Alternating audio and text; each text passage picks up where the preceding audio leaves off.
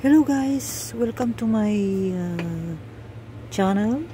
Today's video is magluluto ako ng mushroom, ayan, at saka minced pork, ayan guys, namarinate ko na pala ito, ayan, at ito yung malaking mushroom ko yan, at saka ito, mixed vegetables, cauliflower and Chinese cabbage. Ayan guys, ayan, ito yung mushroom pala na malalaki. At yan, tayo'y maghiwa-hiwa lang. Ayan, tulungan nyo po ako. Ayan, samahan nyo pala ako. Ayan guys, so slice into small pieces. Ayan, ayan guys, dalawang piraso pero malalaki.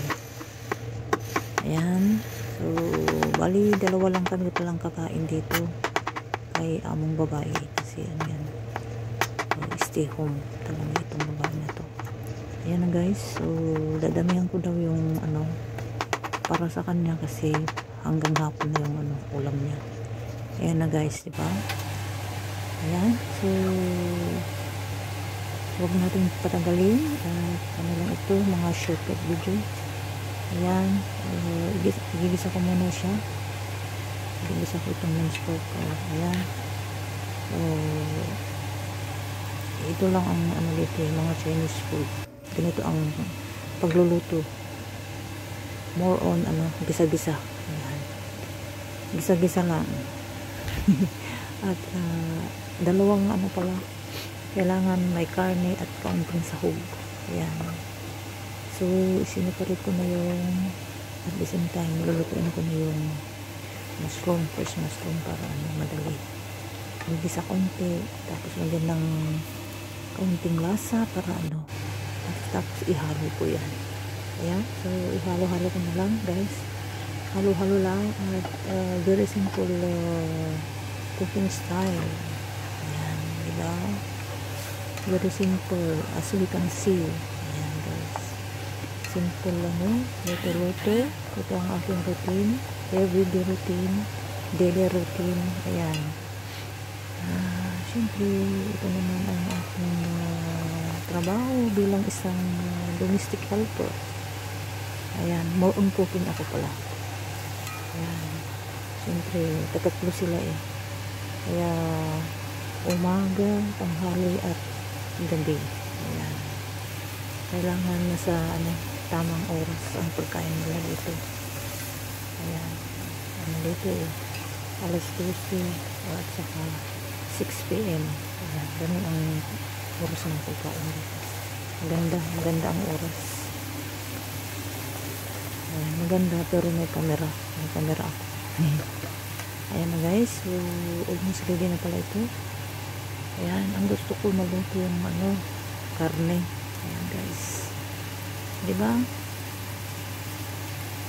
Ayan, so at saka nagluto pala ako ng ito yung mixed vegetables. Ayan, diba? Ang ito, asin lang at tapos oyster sauce. Yan. Ayan, diba? Healthy foods. Ayan, ang gusto nila dito. Basta may mantika, asin at oyster sauce, ayos na sa kanila. Ayan, as long as may kakainin ay walang karte-arte, diba? So ayan na guys, continue. Ayan, ihalo-halo ko lang. Ayan, ang aking trabaho, kailangan alerto sa pagluluto, kailangan may alam kaunti dito pag Chinese food, Chinese hindi kailangan may alam ka din kahit kaunti kasi ibang style. Ayan, bisa-bisa. Ayan, on duty na ako sa kusina lagi